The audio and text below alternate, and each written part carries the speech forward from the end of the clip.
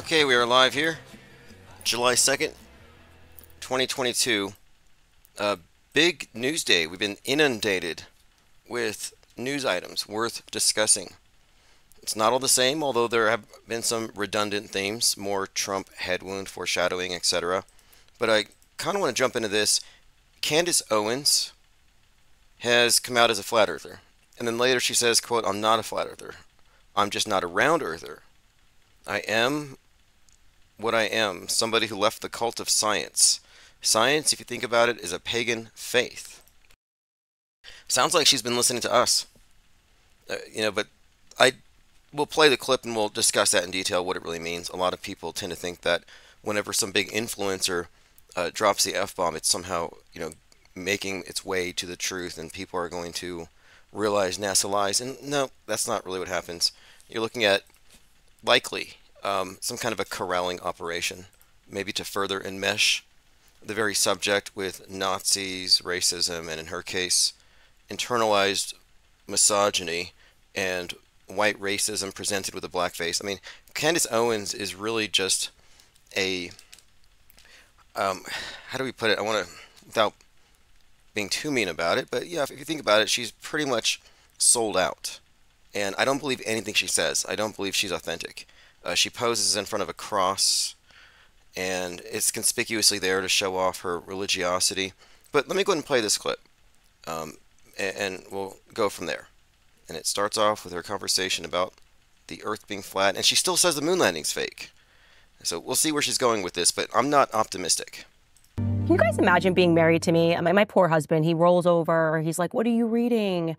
And I feel like a regular wife says something, I don't know, maybe a love series, Nora Roberts, sweeping her away. Me, on the other hand, he rolled over, he asked me, and I said, "Oh, I'm reading a flat earth theory."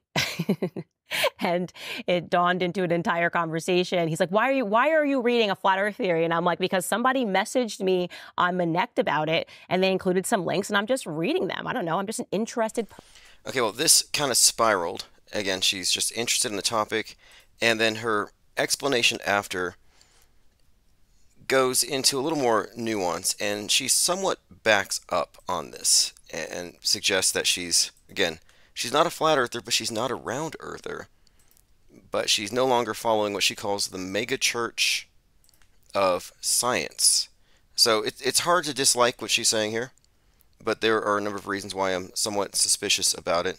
A lot of flatties are in the chat room here just kind of trying to get her attention. They seem to think that if a big enough celebrity endorses their cause, it's going to make it true. It's like, no, it doesn't really matter. And here's why I'm not optimistic about it.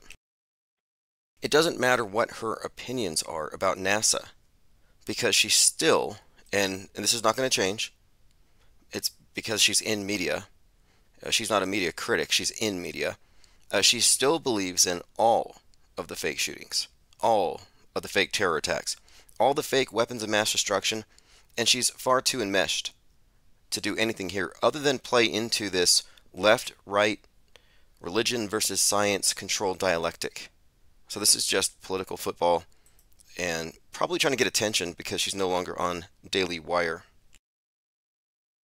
But anyway, next too, this might be more than what it seems to be. There's a story floating around having to do with RFK Jr., who was photographed taking a bite out of a barbecued dog. And this picture's floating around, people are showing it off, and he's been asked about it. So here's a post posted by Matt Corradani. Here's a photo of Robert Kennedy Jr. happily posing with a barbecued dog. News reporting in Vanity Fair reveals that a friend has warned that RFK Jr.'s campaign could cause him to go down as one of the great villains in American history. Who was that other one? Who was that Republican that shot the dog and killed the goats? Was it Kristi Noem? But anyway, this is RFK biting what looks to be a dog. It looks to be a dog. I mean, I don't know. Some have said it's a goat. But he's been asked about it, and I haven't actually listened to this yet. So I'm going to go ahead and play this clip here, posted by Aaron Rupar. You think Biden's having a bad news cycle? RFK Jr. is on Fox News answering questions about a photo of him with what appears to be a barbecued dog. And I think there may be more to the story, but let's go ahead and hear his excuse. An opportunity to address it that has a picture of you holding up what looks like a carcass of a dog and pretending to take a bite out of it. It's getting a lot of attention. So I want to ask you if you want to explain that photo. Is that a cheap fake? Is that a real photo? What was going on there? Now that is a real photo. It's of me at a campfire in Patagonia on the foot. Okay, it's a real photo. It's not a deep fake.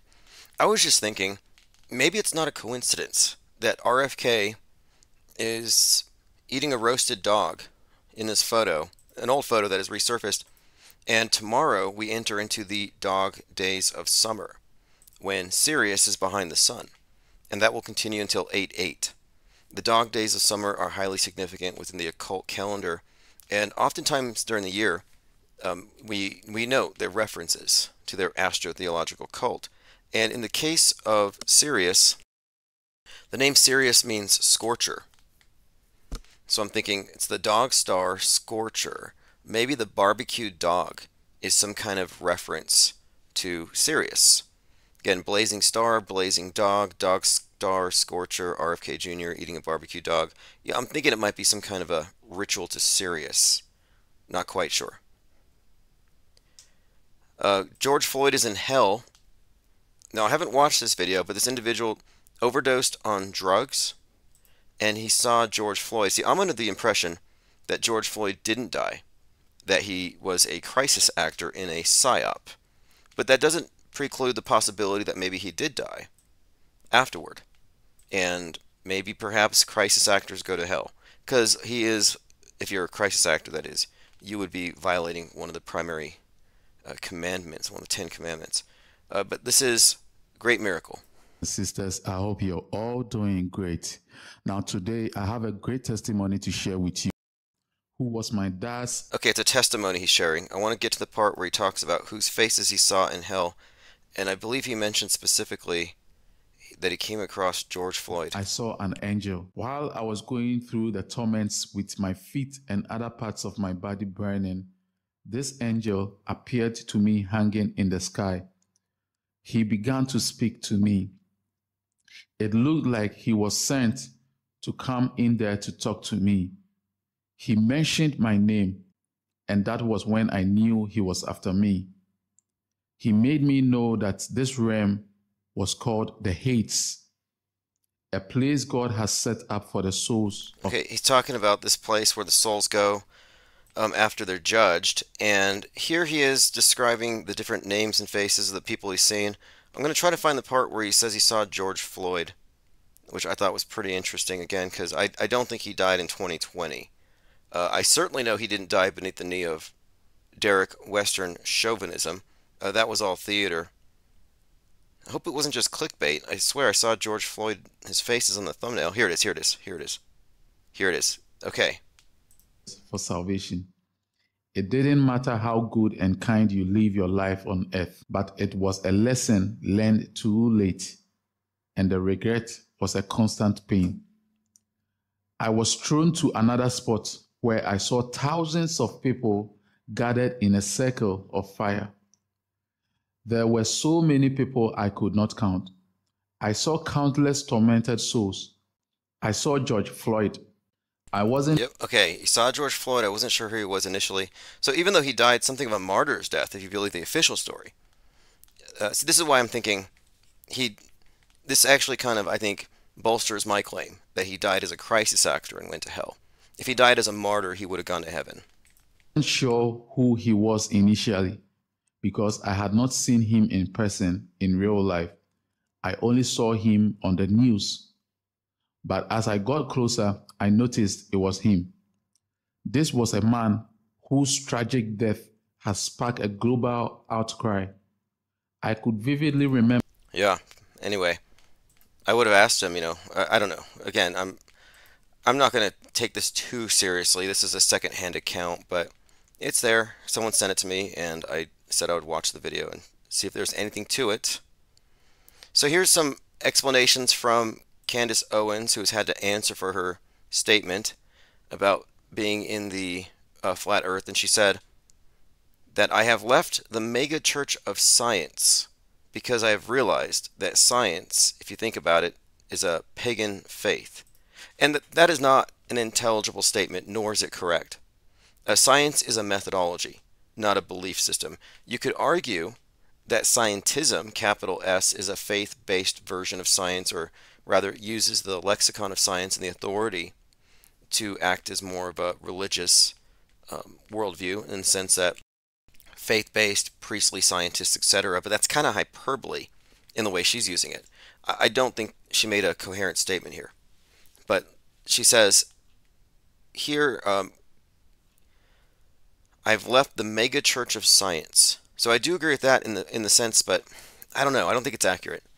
None of these in-the-box characters can ever come to the accurate conclusions. And again, remember, even though she may say the moon landing's fake, she doesn't know about the fake school shootings, nor would she have an interest in even exposing that, because she's part of the infrastructure. This is all left, right, Cywar.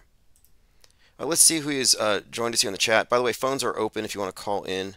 The number is on the screen, 563-999-3664. Joined by Cubstar, Dorstazar, Portal Complex, Ted Striker 2112, Linda Curtis. Portal says Scott Kelly to replace Old Man Joe. Wasn't it Mark Kelly who became the politician? You had the twinsies. And Mark was the one who didn't have the overview effect. He didn't transcend politics. So he came back down to the earth and got into it. So Mark Kelly, which would be an interesting replacement. But they're not going to replace him. He could have died on stage, and they're just going to prop him up. They're not going to replace him. A lot of people are hopeful about this, but no, don't think so. Perhaps Kamala. I mean, if I had to guess, not that I even care, because it's all theater, but if I had to guess based on predictive programming, it's Kamala Harris.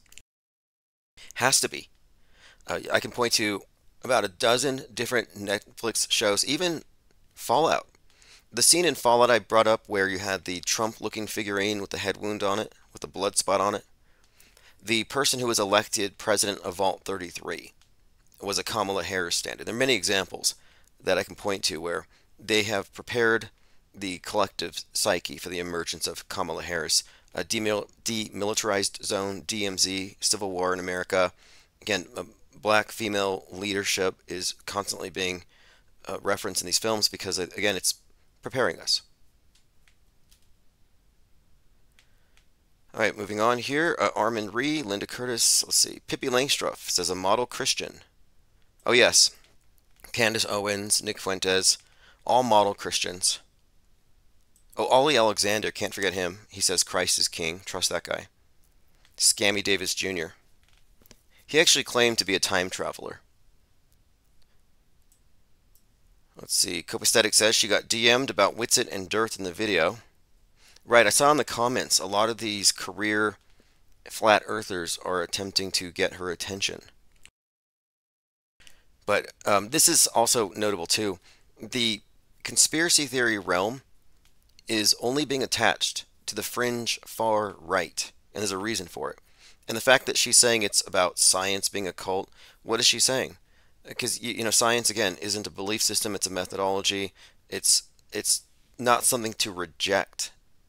And to take this argument that religion must beat science is to fall into their trap, which I often talk about. The trad right versus progressive left, the new concept of sin versus the old concept of sin. It's one of these things where they're just further driving the wedge. Divide and conquer. Okay, moving on. Joined by Messianic Charlatan. Elephant Tusk says predictive analytics is greater than predictive programming. Yeah, and predictive programming is not placed there by angels or demons or demiurges or AI or supercomputers. That was a bad explanation. Well, let's just say it was a premature conclusion reached by many people. And this is why you can't just get rid of science. You know, real science is a methodology of finding out what is by making observations, predictions, measuring, and all this stuff. But part of it is consistently testing your own theories. And if you can't falsify it, then it's not science. It's a belief. And we're consistently testing things. And a lot of people fell into the spell, the belief that predictive programming was a bunch of eerie coincidences that only high-level truthers noticed, and everyone else just derided as mere coincidence. And that held fast as an explanation for years. But within the last year and a half, we've really broken that down. And it was after I watched White Noise, and then I watched White Noise happen in real life in Palestine, Ohio. And InfoWars called it revelation of the method, that the dark wizards predict us, they show us what they're going to do in advance in the movies, which is a silly thing to even say. But they say that. That's their explanation. That, oh yeah, they were going to intentionally crash the train and cause this toxic airborne event, but they have to tell us first, otherwise they get bad karma. Now, if that makes sense to anybody, feel free to call in and explain it to me. I was never satisfied with that explanation, and that explanation makes zero sense when you account for the fact that these events are all fake. You cannot tell me that a higher power is predicting fake events. The explanation of predictive programming as being something supernatural or superhuman or something from another higher power falls apart when you look at its pure political utility. It's just propaganda. And I'm trying to break this spell because so many people have been mystifying mass media instead of exposing it for what it is. And we are demystifying it, leading the way, in fact. So if you're still trying to explain away coincidences in media as anything other than man manipulating man, you have fallen for the divine fallacy and are affording the argument that media is divinely inspired, or that the news reporters are authentic. And they're just reporting things that happen to be coincidences. No, they're not reporters informing you about the world. They're actually part of for all intents and purposes, a movie company, reality TV show, conforming you to a world view. Joined by Immortal AI, Thirst for Truth, Oswaldo, Elephant Tusks, HLG, Thomas Hughes. It's pre-programming. Yeah, absolutely. And the key here is just programming in general, is that we're, as a society, we're being fed a constant stream of propaganda, most of it disguised as entertainment, but all of it is part of a monolithic whole, creating a monolithic, consistent vision, a mass agreed upon shared delusion. Diana South says, bad karma. No, actors don't have karma from performing acting roles. No, it's a non-explanation that was passed around for a long time, and no one challenged it. And I started challenging it. I started saying, where do you find this, quote, revelation of the method? Show me their spell books. Show me the grimoire where it says, you can do bad things and take over the world as long as you put it in Netflix first. Like, that has never made sense. But also what never made sense is how the people breaking down fake news were satisfied with the explanation that, oh, the reason for coincidental things happening in the news is a supercomputer or some higher power is at work. Like, I'm not walking away from the TV thinking I just saw God, or I saw the handiwork of God. The hand of God did this. No, again, it's the Wizard of Oz all over again. Okay, let's continue here. I have a lot of notes to go through. The Emperor has no clothes on. Okay, this is a reference to NASA. This is a slip here. It's posted by Taboo Conspiracy. This video originally was from Robot Polisher, and this is where the astronaut tells the truth. And this happens occasionally. Sometimes they tell the truth. Never on purpose. With everyone, a little clip from a video I just watched from the channel Robot Polisher. Robot Polisher has a great channel, and I will have a link in the description where you can go and subscribe. Robot Polisher's entire video is great. We design the missions, train the crews, and orchestrate the flights from right here in Houston. From right here in Houston. Imagine leaving the Earth, and now you're orbiting the Earth from 250 miles above every 90 minutes. You're seeing you're seeing a dozen sunsets a day. So you certainly know you're not in Kansas anymore. You're not in Houston. You're out of this world. You're way out there. And you're going to accidentally say, we're in Houston. The flights from right here in Houston. What do you call that? Right here in Houston. And this is not the only example. We had this one example where one of the astronauts and the other guys glower at him. He says to the students who are asking him questions, "Oh, we're on the other side of the country from you." And I'm like, wow. Glad I don't have to defend this stuff. I'm glad I'm not a NASAtologist. All you NASAtologists out there have to defend this crap. You have to believe it, which is funny to me. It's funny to me that I can point to this ridiculous crap that you have to believe. Otherwise, you're not a good believer. You're not being scientific. You're not being sciencey enough. In fact, if you believe the science, you would be home right now, locked down, masked up. Okay, let's continue. Trump amplifies calls to jail top elected officials and invokes military tribunals. He has the QAnoners salivating. They've been waiting. You know, since 2016, QAnoners have been waiting for Democrats to be murdered on live TV. They've been waiting for this snuff film for the ages. I've been told about this. Like when Q was new and I didn't pay attention to it, one of the main Q pushers I knew had told me, he said, you got to buy malaria pills because there's this virus coming. And he called it this is just disgusting. He called it a boomer killer. And he was happy about it. He said the world's going to change. They're killing off a lot of people. Take this malaria drug. And that he said, and just stay home. Don't get involved because the National Guard is going to use the excuse of a lockdown to take all the Democrats out who are part of the deep state and execute them in military tribunals on TV. And you may not want to watch, but you have to watch. Bloodthirsty. It's a bloodthirsty, sick cult. Anyway, former President Donald J. Trump escalated his vows to persecute or prosecute his opponents by circulating posts. He was retweeting stuff. He retruthed posts about, quote, televised military tribunals. Who here wants to watch MAGAs shoot Democrats on TV? Because that's what they're asking for. Calling for the jailing of Biden, Kamala Harris, Mitch McConnell, Chuck Schumer, Mike Pence, among others. Just don't let them get away with saying it's not a religion or a cult. Mr. Trump, using his account on Truth Social on Sunday, promoted 2 posts from other users that called for the jailing of his enemies. Elizabeth Lynn Cheney is guilty of treason. Read Truth if you want to see a televised military tribunal. They fetishize the military. They always say the military's in control. The QAnoners on X and on YouTube, they watch military videos. They see the military as fighting this clandestine war against the bad guys. And it's all fantasy and fan fiction and delusion. Totally unhealthy. But it's not going away.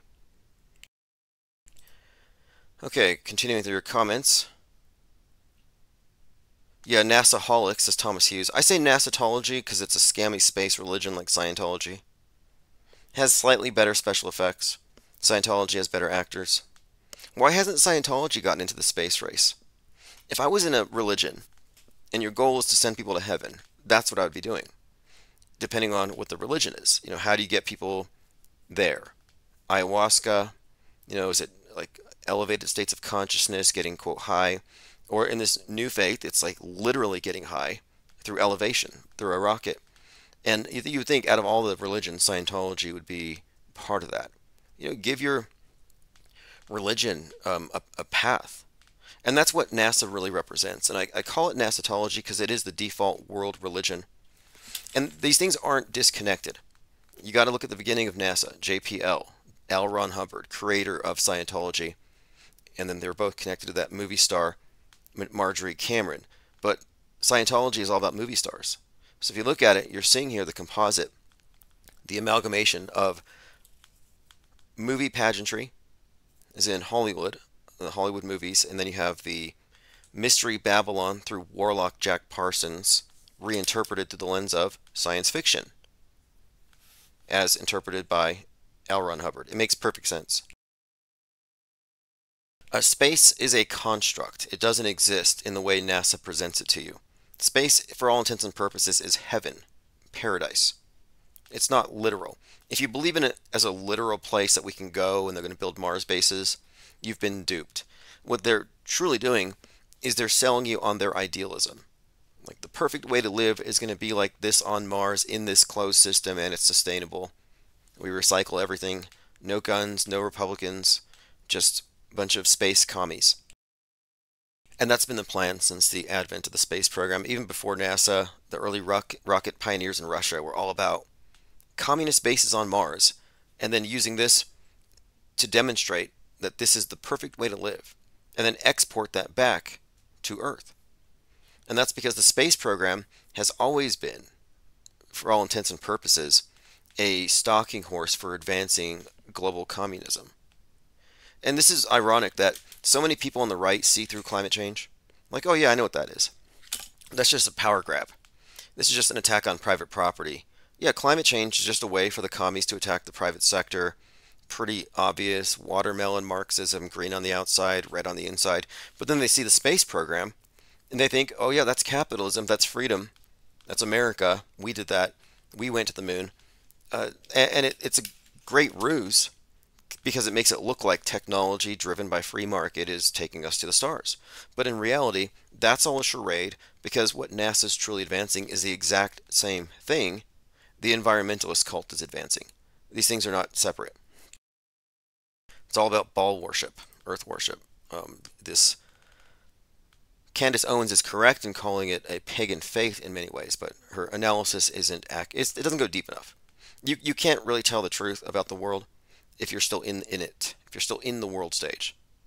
And we've taken an off-world stage perspective. Thomas Hughes says Elron, Elon, Elroy. Yeah, exactly. The elites, EL, is just a code in all of it.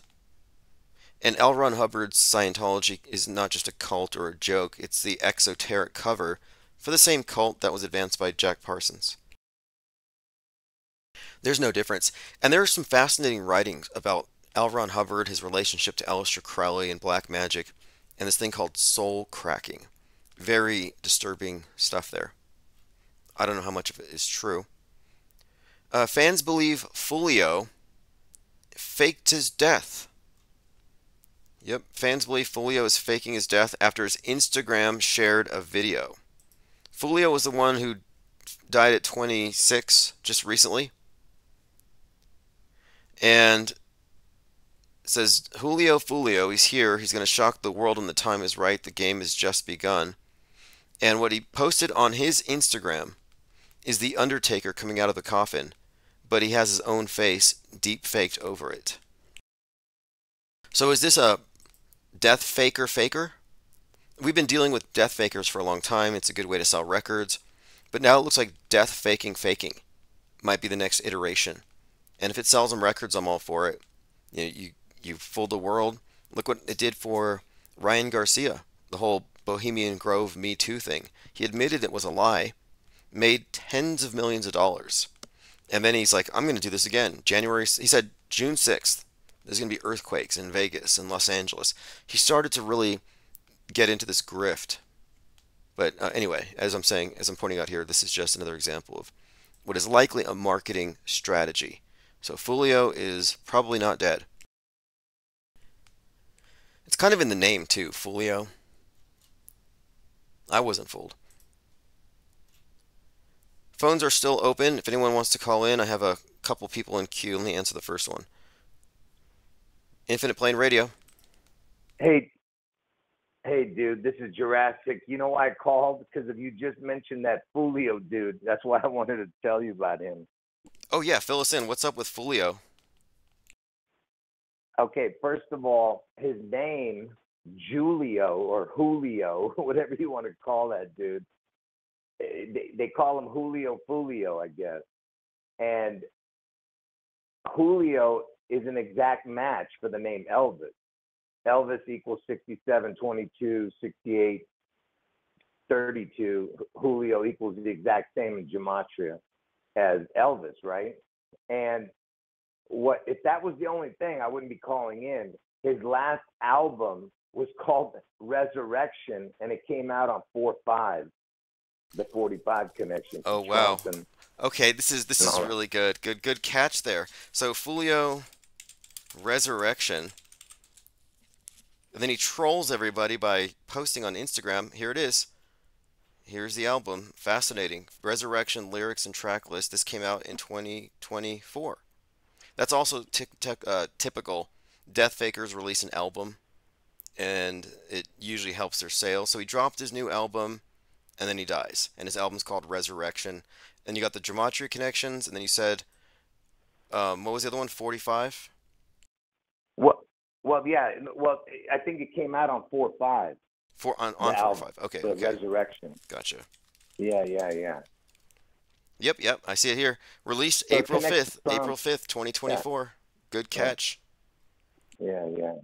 hmm Yeah, but it equals Elvis exactly. His name. I mean, his first name, Julio, whatever the hell. Yeah. Yeah, and there's more to it too. There's something else I was thinking of. There were a couple of places where it was mentioned in the context of his death. Somebody named Joker or Baby Joker. I kept seeing the name Joker. He dissed Baby Joker. So the Joker thing has been consistently associated with this Trump thing. For example, the Joker movie, the character played by Robert De Niro gets shot. And that has some significant connections from the taxi driver and all connects to Trump getting shot. So this is kind of interesting as well, the fact that you have this Joker connection here. Baby Joker. I don't know if he's a suspect, but I did see that tossed out there when the story originally broke. Yeah, I don't really have much else to say about the Julio dude. I just thought it was. I'm saying that that's the reason they faked his. You know what I mean? If they whatever happened to him, you get what I'm trying to say. It's all about the resurrection, Elvis, and 26 equals the word God also. God equals 26. So And he then died at 26, right? there's So, then of course the whole thing, the joke of it all, the being fooled, and the Undertaker resurrection thing. Yeah, all of this here, resurrection, insurrection, very Trump aligned symbolism throughout this thing. and you know everything connects to Elvis going to Nixon and giving him a 45 gun. You know, I mean, it's so ridiculous, man. Oh yeah, the Colt 45 gun, and I read somewhere that and 45 of course, and there's this, Trump has a bar, like a whiskey bar in Trump Tower called like Whiskey 45 or something, and it has a shot glass with a bullet hole. Rather, it actually has a bullet like in the shot glass. Have you seen that thing? No, I didn't see that. It's interesting. No. Yeah, I'll see if we can pull it up here. Trump has a bar. I think it's called Whiskey 45, but it has a shot glass, which is I think part of the joke as well. I'll put it on the screen.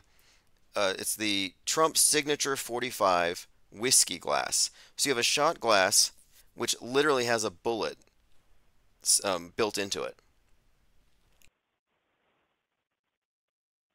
Yeah, I see it. I mean, I could barely see it because I'm on my cell phone, but I see what you're saying. Yeah.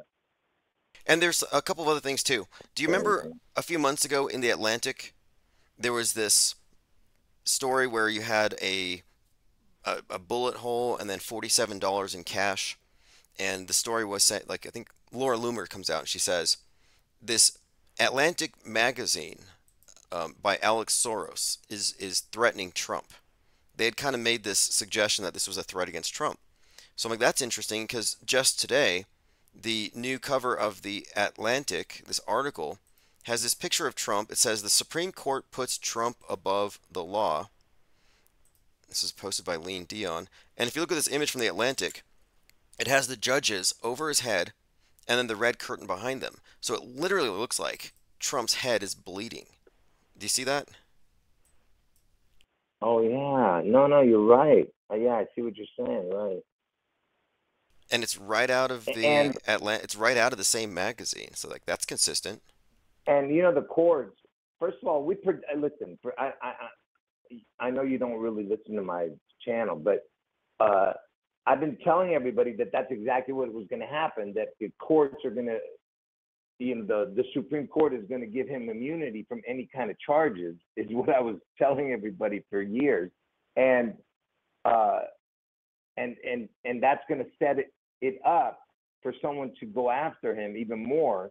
Besides the fact that he overturned Roe versus Wade and all that other stuff, just more reasons to get rid of him, right? And now the fact that the courts are saying you're making the president like a king, and now you can just call in Navy SEAL 6 to, basically they're trying to say take out somebody and have immunity. So basically they're saying Biden can call in the CIA or the whatever, use the Department of Justice or whoever they want to take out Trump, and he Yes. would have immunity.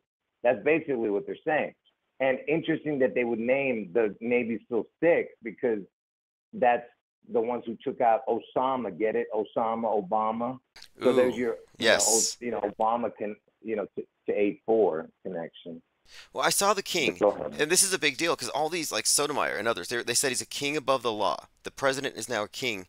And when you go into the scripting behind the JFK assassination, as described by this article, King Killed 33, James Shelby Downard, he described it as a killing of the king ritual, as one of the main components of it. There's some significance here in the assassination of a king within this ritual drama. So the fact that he's crowned as king, and of course you have the whole Corona thing, that I think, yeah, this is all just more build up, and it's reiterating all these themes that have been pointed out this entire time. Yeah, man. Well, the whole Corona thing is all connected to Elvis because Elvis is a representation of Lucifer. And Lucifer, when he was thrown out of heaven, became Satan, and he lost his 19 crown. That was the whole reason for the Corona 19 crown connection. And because Lucifer equals 74, he dropped down to Satan, became 55. Satan equals 55. So he lost 19. So that's why he needs that 19 crown. And that's why it started in Seattle, because that's where it's going to be, in Seattle, the connection. I mean, the June 11th event is the Washington State event. And that's where the 19 crown started in America. I mean, when it went to America. And the first famous person to get it was Tom Hanks. He was filming the Elvis movie. So it's all, Right, it's all right. connected, And Yeah. it is all connected, and it's hard. You could not. It would take hours to explain this all. But what you just mentioned, Tom Hanks, his role in the Corona rollout, its connection to Dan Brown movies and books, and then he was there for the Elvis movie playing Tom Parker, is highly significant because in the opening scene in the Elvis movie, he's unconscious, and they have to take out a needle to resurrect him off the floor. That was like the very opening That's sequence. Yep. And who stuck him? I think it was Tom Parker. right. Yeah, I don't remember that, but yeah, I wouldn't doubt it. And you know that Tom Parker, did you ever hear about that singer named Tom Parker? I think I That remember had you a mentioning it brain once. problem. Yeah. Some singer named Tom Parker died recently, and he had some kind of head injury, and he was, I think he was born on August 4th. Oh my goodness, interesting. Okay, let me find this. Let me find his, because look, it says here he died at 33 on 3/30/2022, brain cancer. So you have the head, but let me see his Yeah, birth but he's date. born on August. Yeah, If he's born yeah. on, okay, I believe he's. I'll see if I can find it. But anyway, the Tom Parker's Elvis thing and the Tom Hanks is 100% worth digging into. And then it says here, yes, Thomas Anthony Parker, born on August 4th and dies on 3/30 at 33. Fascinating. Which means he's not dead. It's all some kind of a Yeah, ritual psyop, but good catch there as yeah. well. And it was a head injury, and it was some kind of head problem, Yes, like yes. some kind of brain thing. And TP, the initials, is 2016. It's 216, like the 216th day of the year, August 4th for Trump's head wound. Right, right. August 4th, he's born. Yeah. And being 33 is just, I mean, it's almost redundant at this point to those of us who pay attention. But this just reiterates the entire theme, the whole thing about the king, the head wound. In fact, there's a movie coming out very soon. I have to get the name of it again. It's about the LA riots, Rodney King, and the Rodney King beating. And I've been digging into this thing because the footage that triggered the riots, the footage of Rodney King was filmed by a guy who was actually filming The Terminator from a behind the scenes perspective. And then he's walking home and he sees the beating and he records it.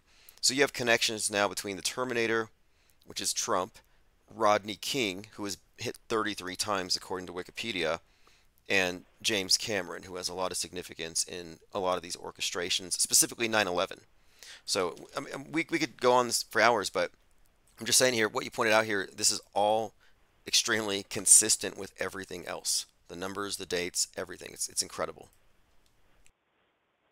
Yeah. Well, just I know you don't believe in God, but let me just say something. The reason they use the 33 is because Jesus was, they say, was crucified at the age of 33 and he rose from the dead at the age of 33. So that's why it's the number of ascension. So when you see it being used in the suspect's name or the killer's names or whatever, it's all a mockery of God. So that's why it's the number of ascension. So that's why you see the 33 in when you were talking about the king, because they're talking about Jesus. Because Jesus is the king. You know what I mean? And that makes sense. I know you hear a lot of you hear. I'm looking at consistency with symbolism and how it's used, and you're right. And it is associated with ascension. And it turns out that the escape velocity, if you want to leave the Earth, the speed you need to leave is Mach 33.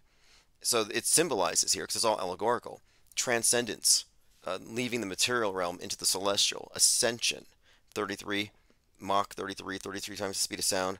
It's built into their entire story here. So I'm not at all surprised to see it used so consistently. But everything you found here has been pretty spot on. I mean, and that thing from the Atlantic, I'm glad you called, so I wanted to show this to you, because this is one of the most blatant bits of head wound propaganda I've seen yet. Wow. Yeah. Well, and like I said, it's going to get worse. Listen to the things he's saying. What you were, I think you said something about that he was calling for tribunals. Yeah. Yeah, that's right. Was that you? Yeah, he was. That's what he's saying. He's getting worse. He's being more outrageous because he's saying he's going to go after Liz Cheney or whatever. You know, that lawnmower. Liz Cheney, the lawnmower. Yeah, he's named names, and I think he's made it pretty clear to the Democrats that they're doomed, because Biden is pretty much worthless, and they're not going to replace him, and unless they do, I don't think they have a chance. And I think it's scripted this way, so there's already resentment. And I'm listening to the liberal podcasts, and they see this as a new era. Trump is king, and they're all going. In fact, Rachel Maddow thinks he's going to go after him or her. I mean, it's insane how consistently they're all overreacting in the same way. So Trump is definitely the Terminator, and they said he's going to terminate the Constitution. They use the word terminate, which I thought was interesting. Yeah. All right, bro. I'll let you go because I know you're busy doing stuff here. Cool. Thank you for calling. If you have any questions, I can answer. But yeah, let me see. And let me ask the chat before you go. Let me ask the chat. Oh, go ahead. Anybody in the chat, do you have any questions for Garrow or anything else in here? Because, again, you've just been vindicated again. And this Atlantic thing's a big deal because this is the second time in the last few months. The last one was the number 47, like $47 cash, a Hitman reference, and a bullet hole. And now you have, and this is George Soros's son, Alexander Soros. Yeah. And now you have this. So there's definitely, yep. And you always mention that guy, that shooter who had the 47. Didn't he have the 47 on his head or something? Robert Crimo. That shooter, one of those. Yep. Not only did he have the 47 tattooed on his head, but he had a poster of Lee Harvey Oswald, and he went to Trump rallies. Wow, yeah, crazy. And, just real quick, man, I just want to make sure your viewers, because I know they know, but some of them, I have two predictions. Every year it's been the same prediction. So anyone who says otherwise, they're a bunch of filthy liars. So June 11th is the Washington State event, and August 4th is the Trump head wound, most likely in Ohio. So every year it's been the same. So anybody says different, they're a liar. But anyway. You know that I'm telling the truth. Anyway. Yeah, you haven't changed anything. And this thing is that if you weren't telling the truth as it's being reported, if you weren't just being faithful to what you're seeing, it wouldn't consistently align with everything. Even the Elvis movie, you were describing stuff, things, symbols, motifs that were going to be viewed by the world And this stuff has come true. The Elvis movie, this massively popular movie, had put these memes directly in the very opening scene into the minds of all the viewers. I mean, it's just like, wait a minute here, you're just too spot on. So you're on a thread, and it's leading somewhere, and I think you're spot on. And real quick, and you know that Lucifer show, I told you everything connects to Elvis with that Lucifer, but on the show, first of all, Lucifer right now, the guy, his name is Tom Ellis, who sounds like Elvis. He turned 45, if I'm not mistaken, this year, and he's 45 years old right now. So, and he went missing on the show. You know, when it came, this was a few years back, I think. He went missing on August 4th. So they presumed him dead on August 4th. So I'm just saying the chances of him being 45 right now and the connection with Trump and the August 4th, that he went missing on August 4th on the show and he was presumed dead. You get what I'm saying? So yeah, look, I had not heard that. I had not heard that. Connection with Lucifer. So Thomas Ellis. Yeah, that's definitely. Okay, I'm looking for this right now because this is intriguing here. Because yeah, I've seen a couple episodes of it. So the Lucifer actor Tom Ellis was missing. I'm gonna put links in the chat and in the video description so people can follow up on this. Because what is apparent to me is that they've retold the story so many times in so many different movies, and they throw hints at it, and it's in the subtext of so many movies. And this Lucifer movie with Tom Ellis, well, it's a series, right? And he said he just turned 45, which is also interesting. Yeah. He's going to turn 46 this year, but not till after in November he turns, or October, or whatever. But it's after the August event. But the point is, even on the show, they mention Elvis a few times. I forget now, but Lucifer even says, everybody thinks Elvis is dead, but I know where he is, and nobody else knows but me, or something like that. I can't remember what he said, but I have it recorded on my phone. Awesome. Yeah. Well, hey, really good information as always. Appreciate you calling, and right. You call back anytime. And that Julio thing, you added some info there, so it really reiterates to me that the whole thing is staged and a hoax. But thanks for calling, and call back anytime. All right. Take care. All right. Hey, Ella. Oh, I'm sorry about that. I just cut off his call. If you want to leave it in the chat, and feel free to post a link to your channel in the chat as well.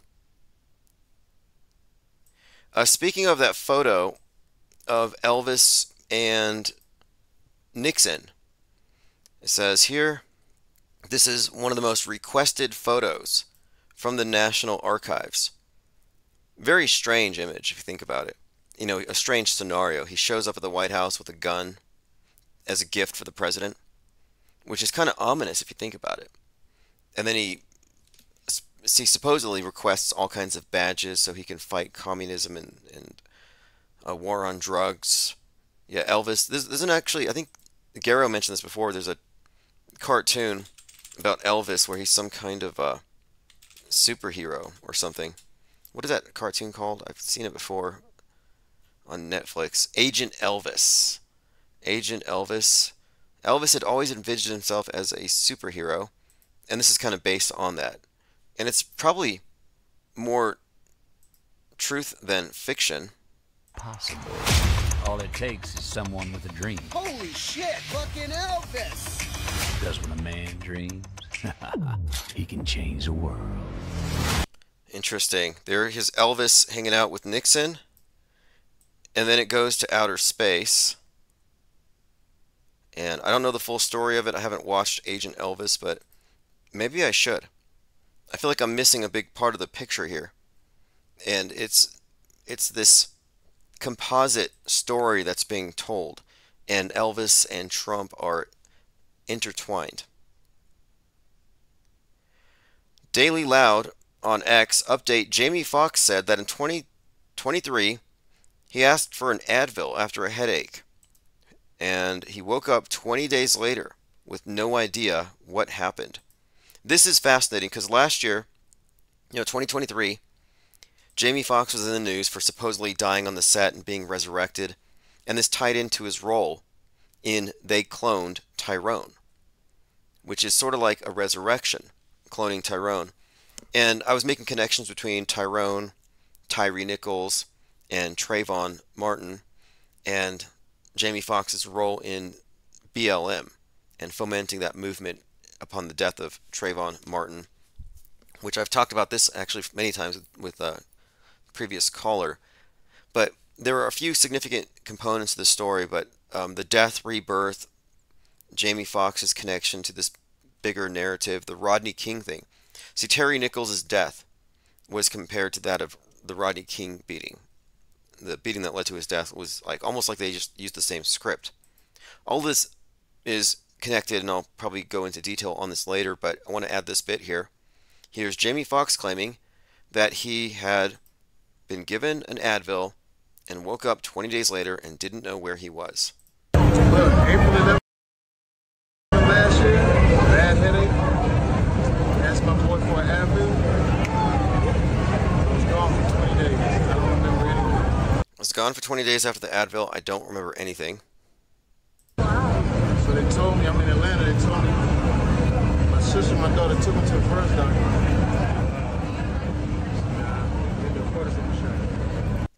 Now he's saying that he was in Atlanta and his sister took him to a doctor, and then he abruptly kind of terminates the conversation.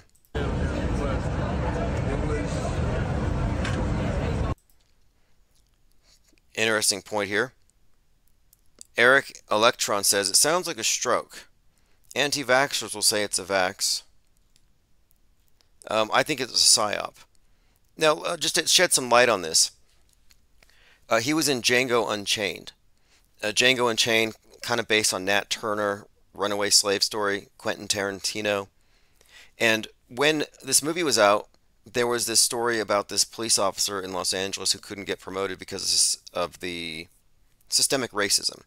His name was Christopher Dorner. And the symbolism here speaks for itself. You know, Christ, again, Christopher Dorner was 33. And he goes on this shooting spree to get back at the police departments. And they end up cornering him in a cabin, and they incinerate it. So it's a burning man who's 33, one of these reoccurring themes.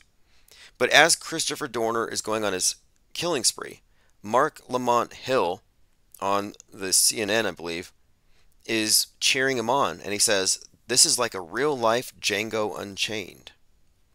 That's kind of interesting. So he is comparing Jamie Foxx to Christopher Dorner, or Jamie Foxx's character.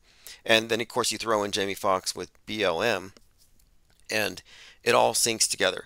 The fact that he was 55 at the time that he seemingly died and came back on the set ties in it to the 55th anniversary of the Martin Luther King assassination, the date being 4/4 when Trump was being arraigned.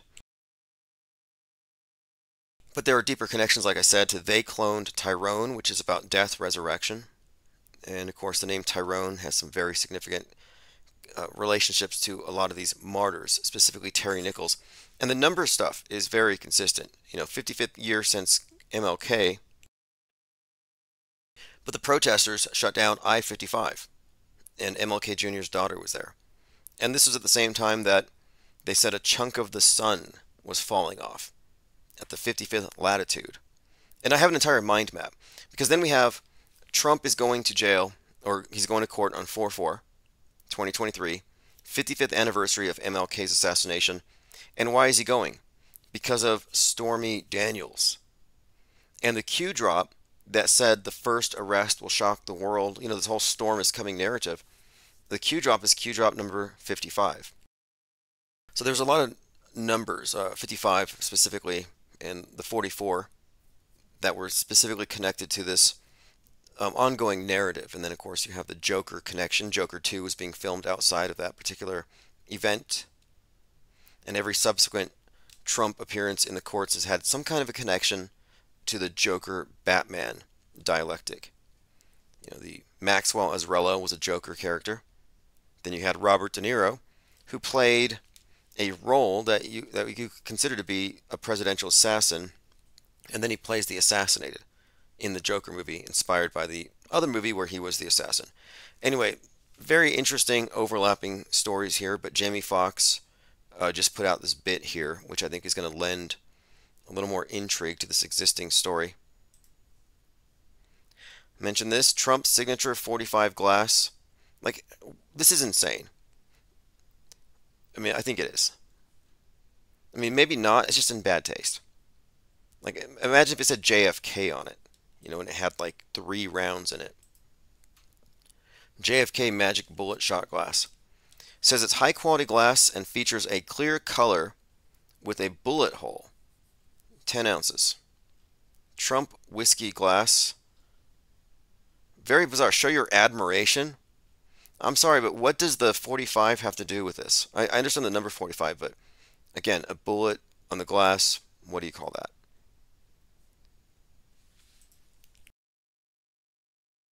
Okay, let me go through your comments. Elephant Tusk says, don't forget your monthly booster. Look, anti-vax is played out. I'm anti-vax. I'm also anti-pro-vax. I'm anti-pro. Anyone who's still carrying that kind of propaganda is a propaganda mule. Unless you're getting paid for it, which I don't think you are. If you're not getting paid to push it, my question is why? Because this is a partisan agenda. It's a controlled dialectic. You're on team Stu Peters. You know, you're on team Alex Jones. You're on team everybody in controlled opposition as long as you carry water for that side of the PSYOP entertainment complex. Diana South says, wait, Trump doesn't even drink. Now that's kind of interesting. I'm pretty sure that Trump is a lifelong teetotaler, never drinks, never smokes, and says that's why he has so much energy and why he's such a good golfer and all this stuff. So that's kind of interesting. Eddie F says, but not everything is fake. Well, that's a straw man argument. Nobody, literally nobody, said everything is fake. So who are you referring to? And more importantly, not everything is real. I could say that. And if you're suggesting that not everything is fake, I think you're arguing that everything is real, or most of it's real. But what you're missing here is that it matters, and I think it matters more that this stuff is fake than if it were half real, because it completely redefines our relationship with media and government. Like, if you didn't know, there's only one government. There is only government. Lieutenant Weinberg says, I think almost everything is fake on TV. Yeah, I'll make it simple. Reality exists, and it's 100% real. It actually exists. Your concept of the world is a simulation. It's like our map of the world that we have internalized. And it's consistent with what we experience, augmented by education, indoctrination, programming, and however we choose to inform ourselves about it. So we have a version that isn't the same thing, but for all intents and purposes, it pretty much is. You don't really make this distinction between your worldview and the world, because these things do align. However, when you accept the worldview promulgated through the ubiquitous mass media, you're accepting a false model. Sure, it's going to align in most ways, but now there are some differences. There are certain constructs that don't exist objectively that you now have in your worldview. Whether it's space junk, bowl cut shooters, atom bombs. There are so many different things we can point to that don't exist, but do exist for those who accept the worldview as given, who don't test its claims. But when it comes to, like, on TV, you can't say everything is fake on TV. You have to say it's real, it's fake until proven real, is what you could argue. Burden of proof's not mine, so it's fake until proven real. But if there's nothing extraordinary, there's nothing to doubt. If the news reports that the sky is blue, why would you doubt that? What I aim for here is rejecting low information belief. Most believers in mainstream and alternative media are low info believers. They just believe it because they've been fed it. It's very passive. What we strive to be here are the informed non-believers. We know why we don't believe the BS we are rejecting. We have a principled rejection of it. And just because we call something fake doesn't mean we automatically have a replacement for it. Oftentimes, we're left with not enough information to arrive at a conclusion. And I would argue that those who have cried for crisis actors or sent teddy bears or GoFundMe money for these various tragedies didn't have enough information to conclude that these things were real, and so they were therefore duped. Eddie F. says, I have a hard time believing one world government doesn't harm people. Nukes and war aren't the only ways to harm people.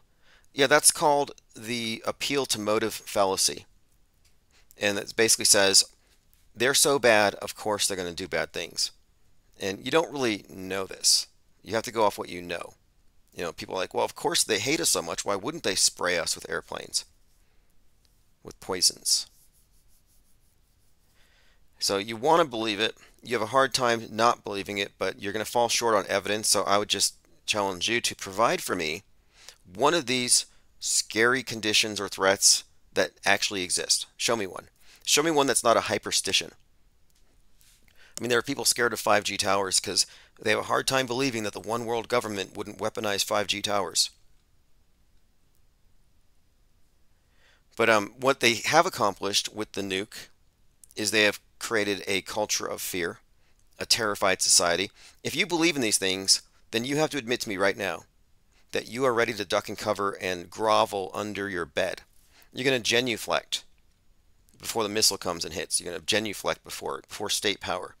Like, yeah, I'm scared of mushroom clouds because I saw them on TV, and all the pundits told me to be scared, so I'm scared, and even though you think it's fake, I'm ready to hide under my bed. And you can't say you're not scared. If you believe in it, you are scared. There is no, you can't say, I'm not afraid of nukes, but I believe in them. No, you're not that brave. Don't even front. If you weren't afraid, you wouldn't be bringing it up right now. I don't mean to chastise them, but, you know, chemtrail huffers are terrified of the sky. They're skyphobic. If they say they're not, they're lying. They're terrified. They don't want to admit that they're scared. And like, oh, I'm not afraid of the chemicals they're injecting into my lungs. Oh, you're not afraid of that? You're really brave then. Eddie F. says, how much is your rent for your office compared to 20 years ago? You know, I hear these things, like people are, like everything's declining, everything's more expensive. I don't really know if things are as bad as people want you to believe. The truth of it is, I was hired, not hired, I was hired, but then I didn't get approved for some reason. But I was offered a job cashiering at Walmart for $14.50 per hour. You know how much I got paid to sew bodies back up at the Central Care Center, where we basically get all the bodies from the morgue and put them back together and prepare them? I was getting paid $7.50 an hour. So I'm like, wow, are you really saying things are that much worse, where I could go do some brainless activity and make twice what I made for something that had a lot of personal liability, bloodborne pathogens, and all that? But anyway, if you're scared, I don't know what to say other than you're in the wrong place. Believers are scared. Knowers and seekers aren't. And what scares you is your own ignorance. Eddie F. says, I don't believe in 5G, but I believe radio frequency plays a role in your health. See, you believe these things, but you don't know it to be true. And if you did, you would have a lawsuit going.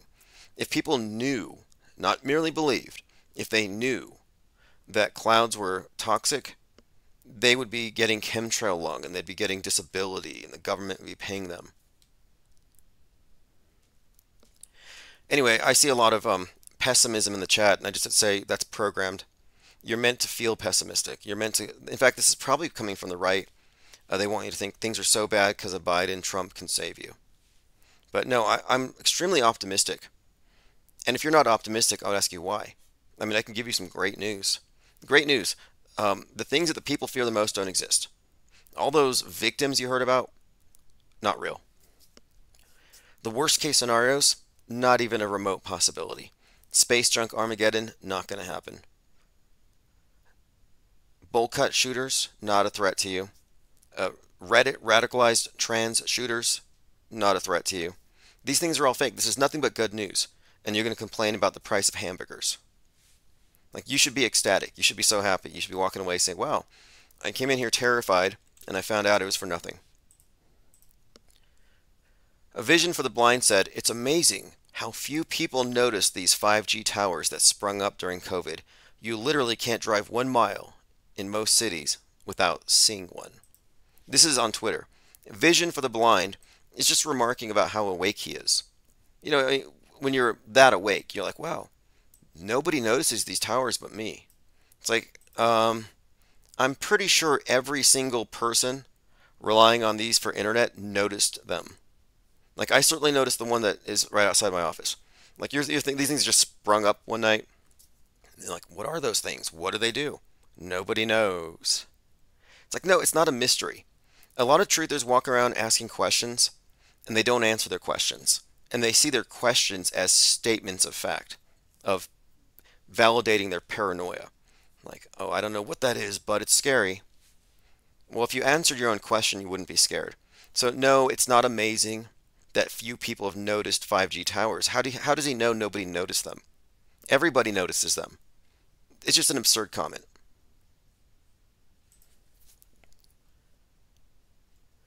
Okay, continuing. Okay, Owen Benjamin answered me. I brought this up yesterday, and I uploaded a video about how he stole Jake Gibson's tweaker shelter. And my contention here was that there's no way he couldn't have been unaware of Jake Gibson, because the flat earth is small, and you have these big fish, you know, people with 50,000 subs, 200,000 subs. So you have these big fish in a small pond. And there are only 3 comedians on flat earth: Mass Powerland, Jake Gibson, and Owen Benjamin. They're the only 3 comedians in this whole arena. So when Owen Benjamin had this joke about the lunar lander looking like a tweaker shelter, and he said he came up with it 6 years before, and that other truthers were stealing it from him. He kind of laid the groundwork. So I went and checked, and Jake Gibson's video had actually been out 2 years before Owen Benjamin claims to have invented the joke. And what's more, he put it on a t-shirt, the Homeless Tweaker Shelter t-shirt, which was popularized in 2017, 2018. Even a little before that, actually. He was making money off of it. So I pointed this out. I said, the Homeless Tweaker Shelter lunar lander joke was 2 years old and popularized on a t-shirt by popular flat earther Jake the A-hole by the time he mentioned it, supposedly. I even said, it's interesting you opened up the joke with a preface that other people have used it. And here's his answer. His answer is,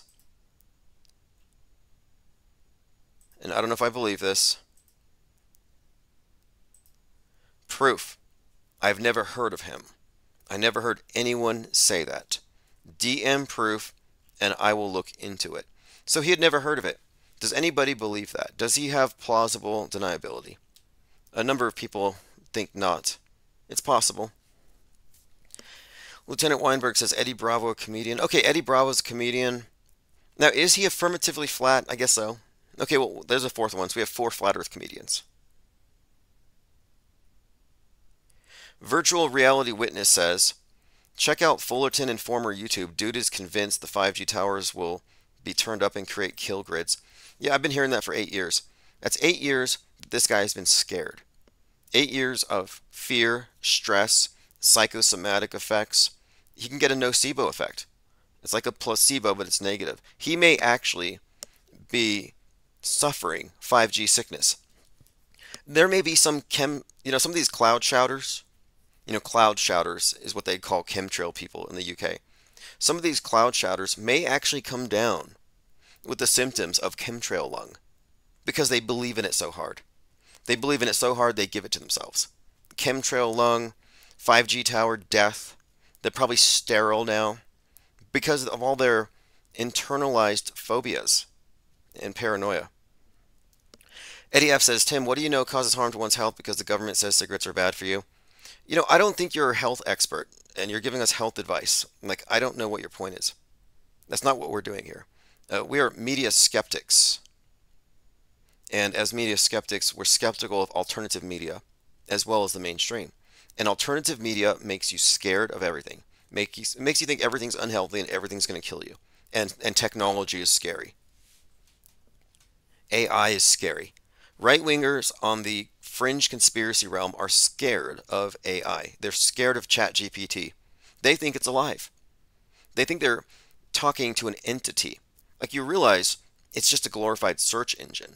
You do a Google search. Google's not telling you Hey, look what I found for you, friend. It's purely mechanical. And if you're personalizing it, it's maybe because it's easier to use it, but that you're pretending. Like, let's stop pretending like AI is anything more than a glorified search engine. It's just another thing to scare people with. You're like, oh, AI is going to get in the 5G and activate the nanobots in the stratosphere and modify the weather. Okay, whatever. P. Tripper says, wish I was tuning in tonight, but I'm heavily invested in Fallout. Oh yeah, look, the propaganda is incredible. Like the artistry. Like it's remarkable. We are blessed in a sense. If you like film, if you care about art and just the performance, the special effects, the writing, I don't think it's ever been better. So I'm not complaining. I don't hate the propaganda, but I recognize that it's propaganda, pretending to be entertainment. Fallout is extremely significant for a number of reasons. Christopher Nolan, Jonathan Nolan, Batman, Oppenheimer, Westworld, Fallout, reoccurring themes here.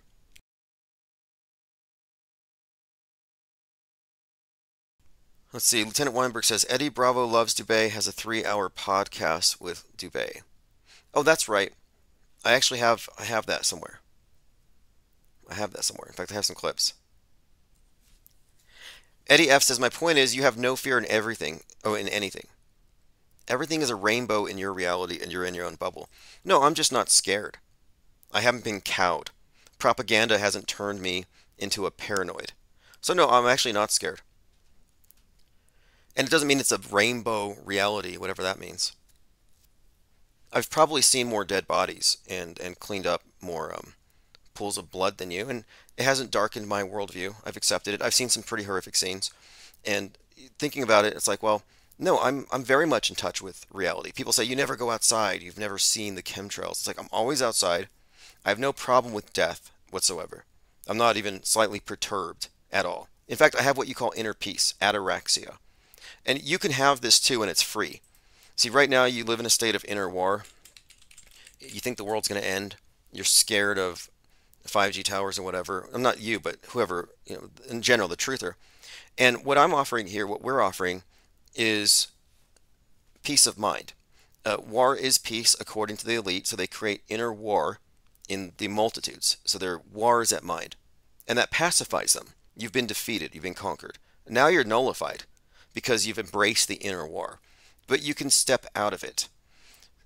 The process here is skepticism, and the term was epike, which meant suspending judgment. This is by Piro. Suspending judgment on matters that you cannot verify for yourself until you have more information. In other words, not giving an F until you find out there's actually something to give an F about. And what that does is it reduces the amount of bandwidth that you're investing in stuff that doesn't matter. And the effects of embracing the stable philosophical posture of skepticism was a state which they called ataraxia, indicating the absence of or the negation of trouble, translated as tranquility, a lucid state, quiescence, the ideal mental state for entering battle even. But this was a common goal. Achieving ataraxia is a goal for Pyrrhonism. So the Pyrrho skeptic said, withhold judgment, don't overreact, and you can achieve some kind of bliss. And I would say, yeah, I have achieved that. I'm not scared of nukes. I'm not scared of whatever is being pumped out by these propaganda mills. And I don't feel bad about it.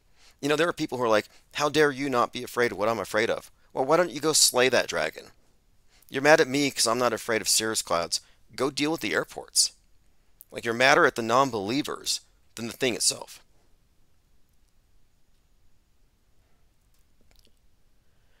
So I guess that's true. I don't know if that was meant to be a criticism, but no, I literally don't fear any of these things that you're programmed to fear. Messianic Charlatan says, Owen Benjamin Affleck was given that joke by Matt Damon, who heard Jake say it but never told Ben where he got it. He probably got it from Dave Chappelle. A lot of joke thievery. And one more thing. These are bad jokes. The joke about the lunar lander looking like a tweaker shelter, that's not even funny. It's kind of grotesque and cruel. I think we have to be a little more aware that addicts are people too, and homelessness is no laughing matter. So I never thought it was funny in the first place. And I'm not defending the joke, but I'm just pointing out that joke thievery goes on even in these little tiny niches, and it needs to be called out. Intellectual property rights matter. He sold it on a t-shirt. He put it into commerce internationally. That's grounds for a common law claim that he owns that joke. Salty says, you're so busy believing the world is about to end, you forgot where... Yeah, exactly.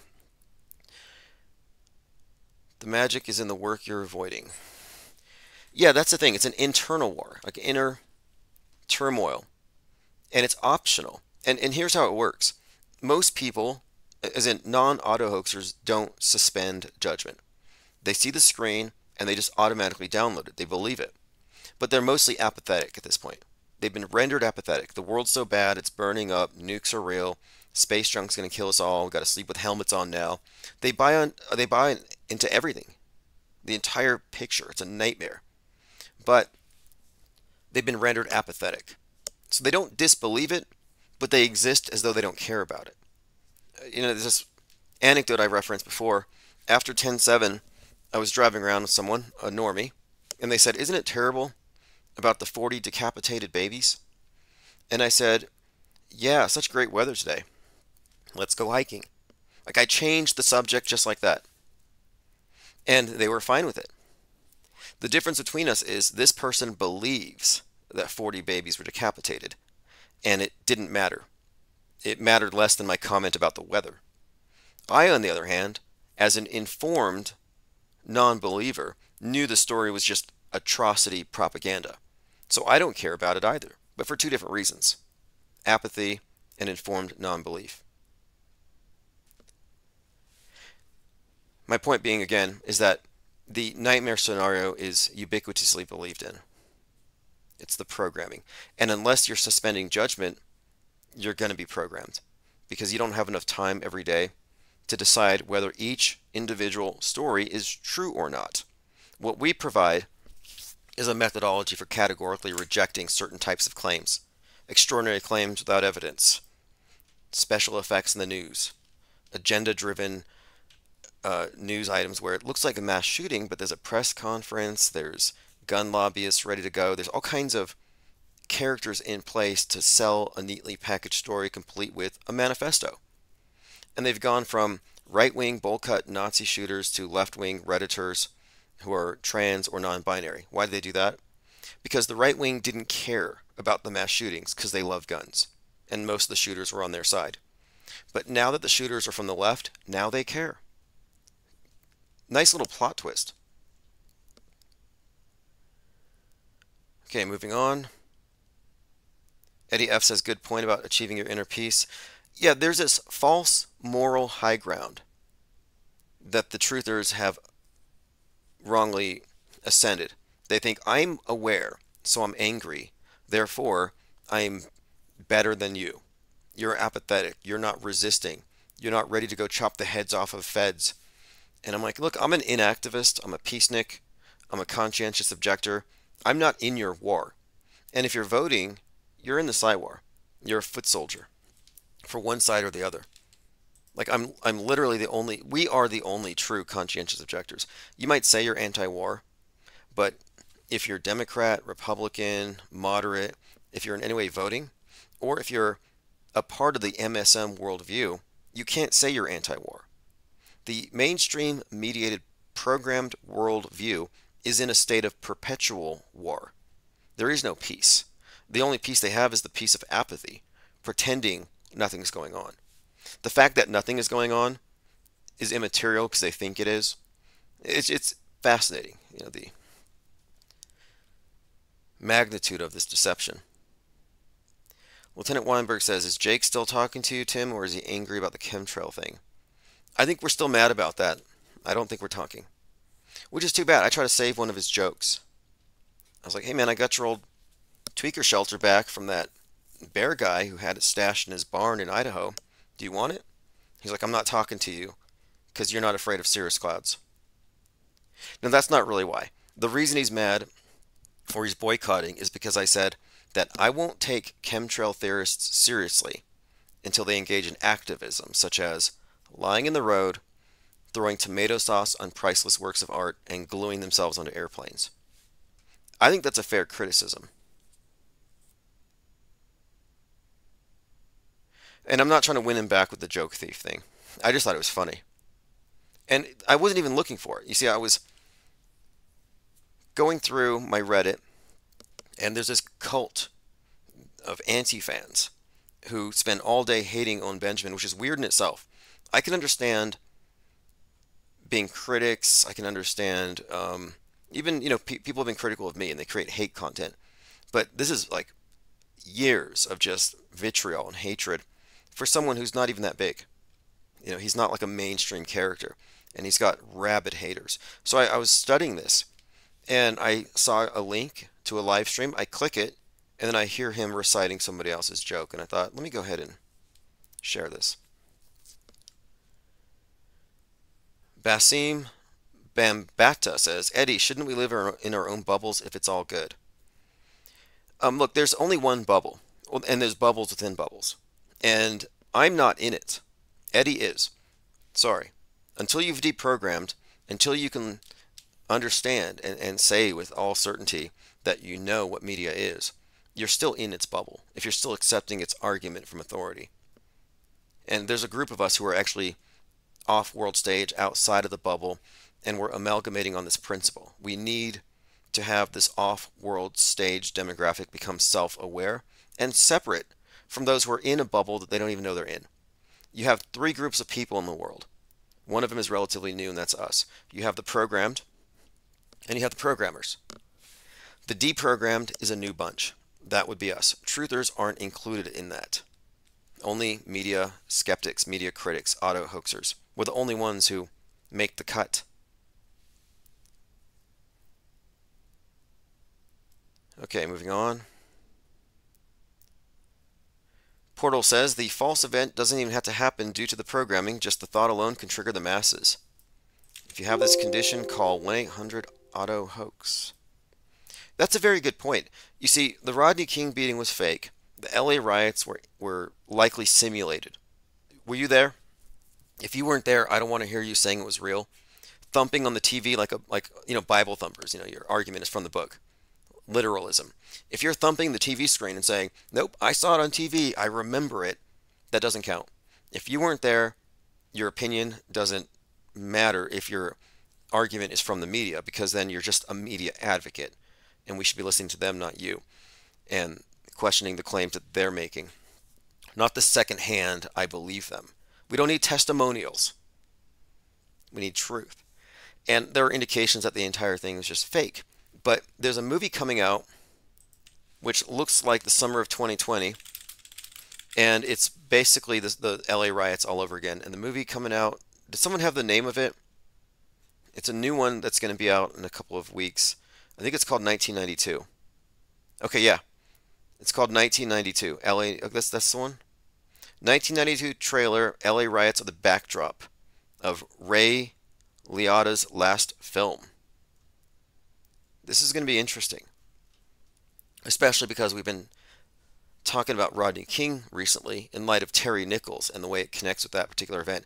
But as Portal said, it doesn't have to be real. And they're going to be able to use that event again because they're recycling it by putting it in the movies where it's going to be even realer.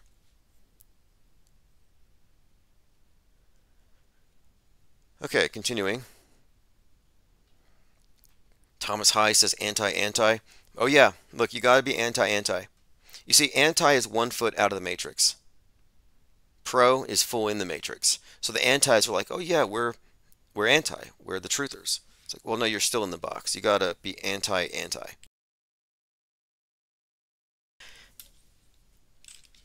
And I'm not a contrarian.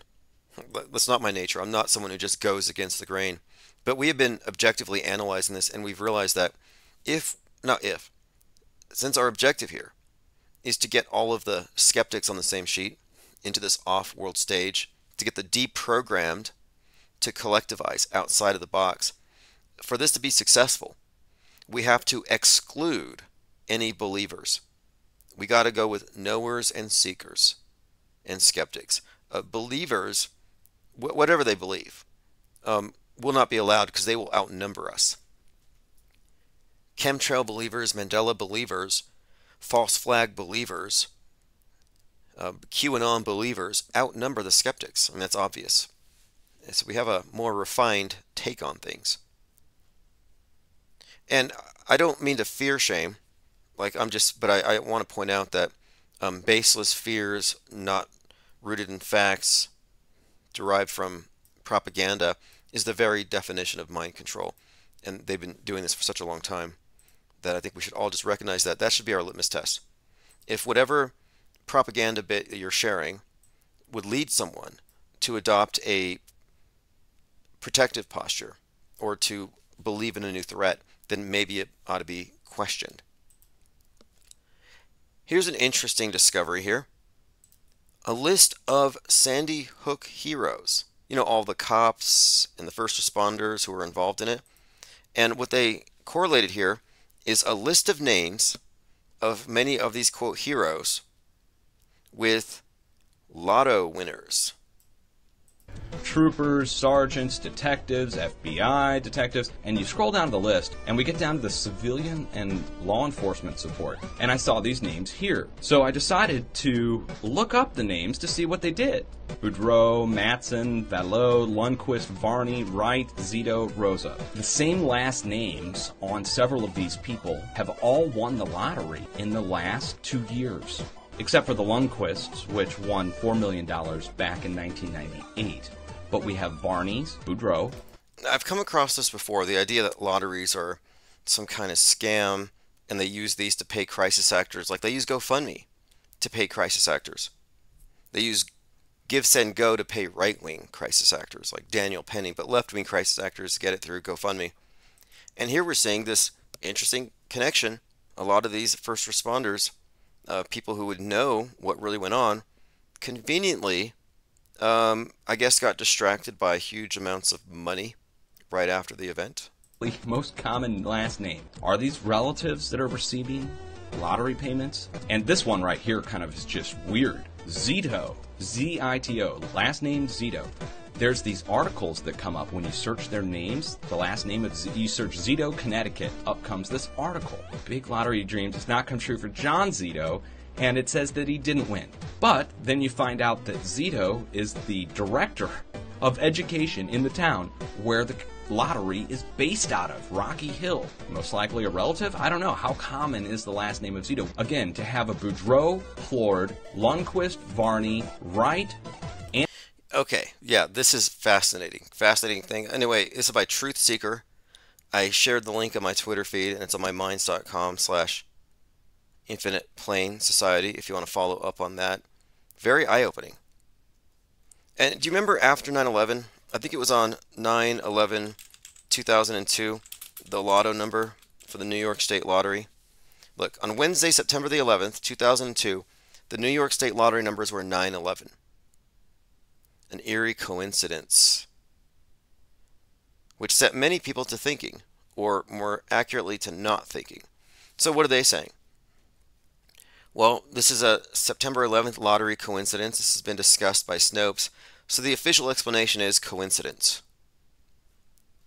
What do you all think?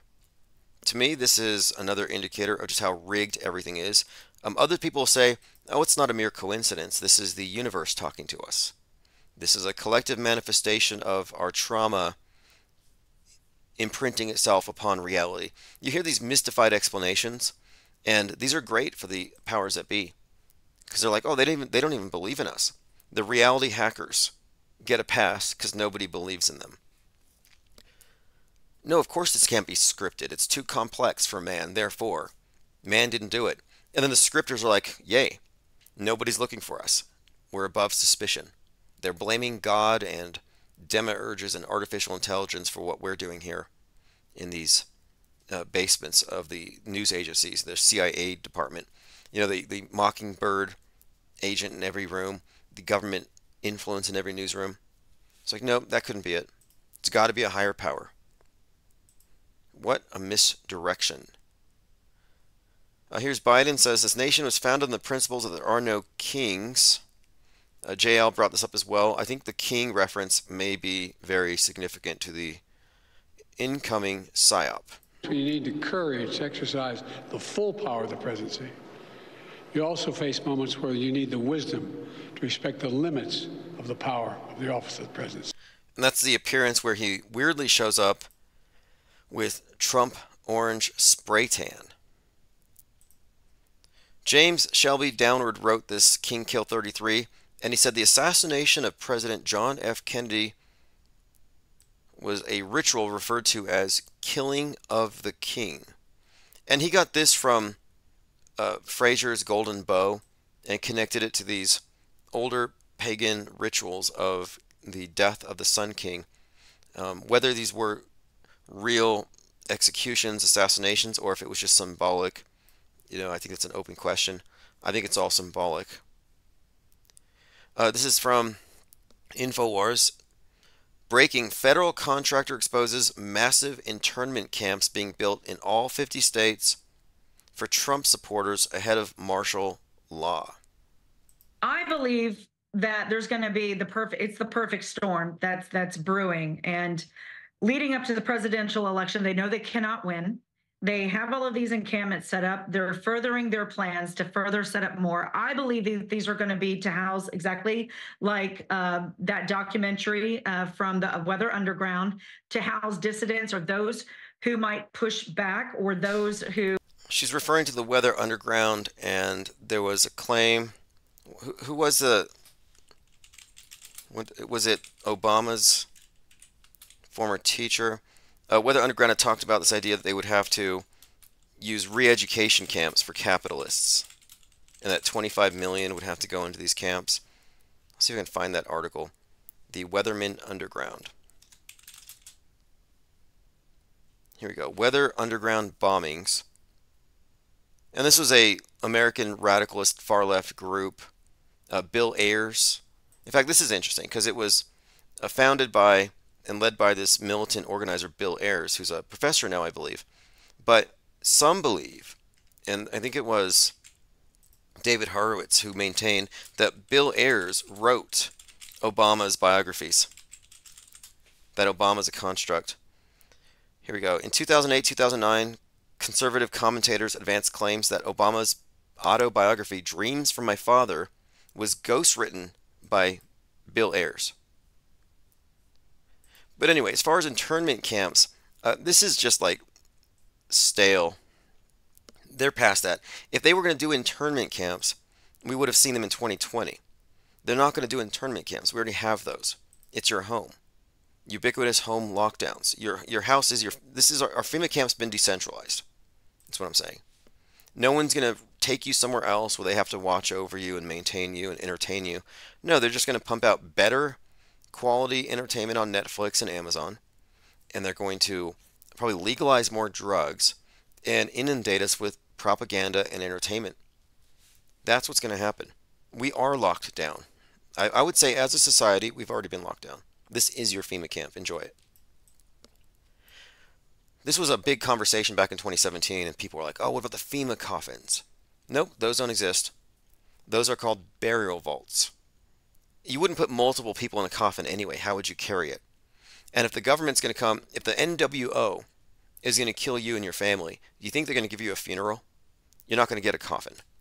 So the FEMA camp coffin thing is a hoax that I exposed in 2017 because I knew what these things were. These are the plastic burial vaults that you put over caskets before you put the dirt on it. And this prevents them from imploding. This is why you don't fall into graves when you're walking around a cemetery. That's why you don't fall in. You would. The coffin would collapse and you would fall in and you'd be covered in, worms and all that. But no, you're pretty confidently striding across the ground because it's upheld by these vaults. This fear of FEMA camps is not new, but it's been long debunked. I'm surprised that he's bringing this out again. But the main thing I can add to this is that it's totally fake, and it taps into a lot of fear that truthers have been trained to have, that the government's going to send the military to come get you. And it's like, well, which is it? The QAnon says the military is in control and they're going to do tribunals and they're going to kill all the Democrats? Or is the military going to put you in a FEMA camp?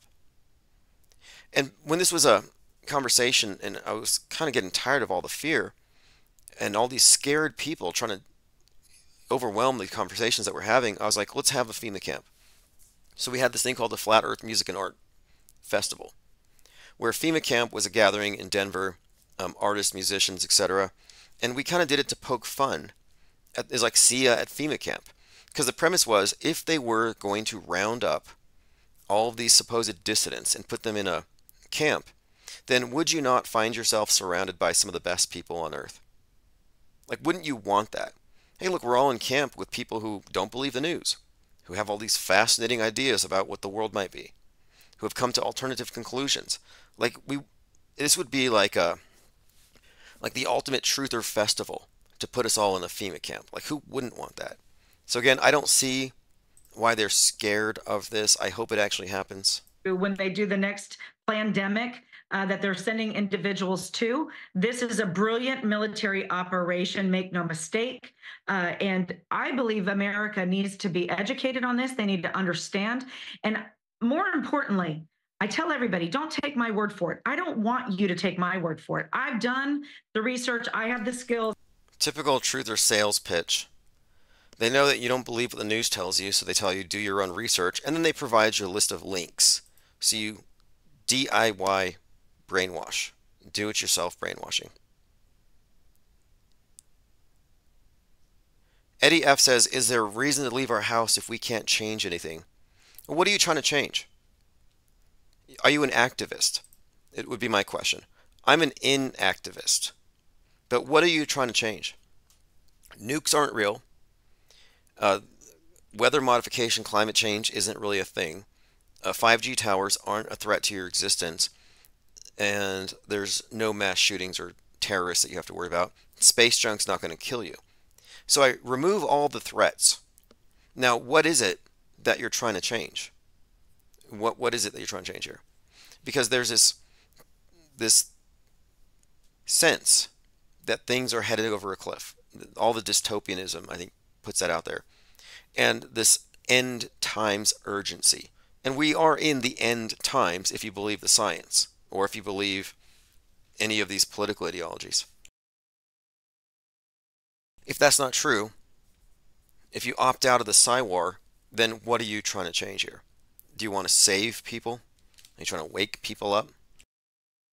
And that's one of the big traps as well. Truthers are always trying to wake people up. And all you're doing is you're taking the dreamers in their blissful, comfortable, blue pill dreams and dragging them into the nightmare. And the people who are having a nightmare, the truthers, aren't awake. So again, just to answer your question, should we even leave the house if we can't change anything? It sounds like you've been defeated. And that's what they want. Like, no, you shouldn't leave your house. Nothing, you can't save the world and everything's so bad, so just lock down and plug into Netflix, tune out, escape. And resistance is futile and pointless, and there's nothing to resist against. It's a religious war. Like you have these religious wars where there's these two different or multiple groups competing over who has the biggest god. But what about the people who don't believe in religion? And I think that's where we're at here. You can look at this not as literal atheism, but media skepticism. Auto-hoaxing is actually an atheistic stance with regard to the world state church, i.e. the media, and all of its God constructs. Do you reject Gaia and Gaia's wrath? Do you reject their space heaven? Do you reject their neo-eschatologies, their modern concepts of sin and the original sin, carbon footprint? If you reject their claims to be able to save the human race with injectable Eucharists, if you reject this stuff, if you're a non-believer, if that's your approach, then you're fundamentally an atheist to their false god. And that's the position I'm taking. I'm not getting involved in their religious war. That's why I don't trust Candace Owen. Yeah, sure, she's questioning NASA, but she's also a religious nut.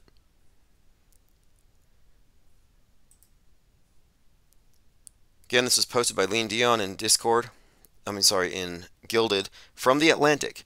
The Supreme Court puts Trump above the law and gives him permission for a despotic second term. Alex Soros posts an Atlantic article, not a direct violent threat against Trump. So this is what I was referencing earlier, because the New Atlantic has that Trump head wound imagery.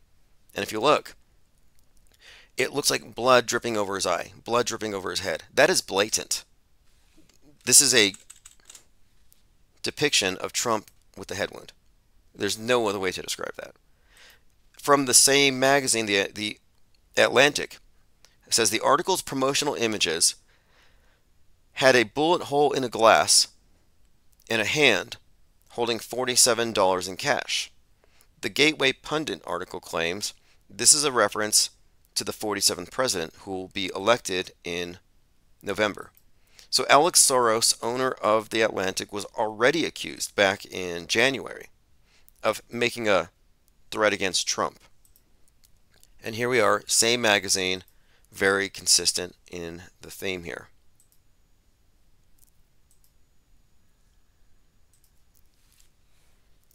Eddie F says, I'm not sure what I'm supposed to be scared of. If I didn't have the internet, I wouldn't be concerned about anything. Right. Well, truthers have their heart in the right place, and they do think that they are helping people by scaring them, by crying wolf. But what happens if the wolf is just a psyop? Like maybe there is a wolf, but it's not a real wolf. It's